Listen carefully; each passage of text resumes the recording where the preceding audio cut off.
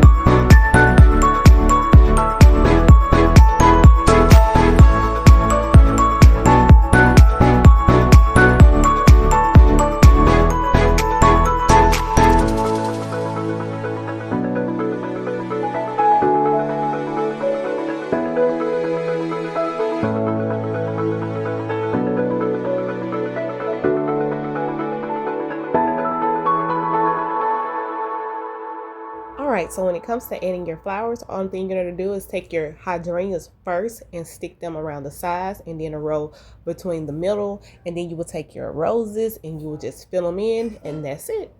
I do apologize, I did not get the count of flowers that I used, but I know it took a lot of hydrangeas, almost close to 200, and I think it was almost about 70 something of the roses, but it's quite a bit of flowers.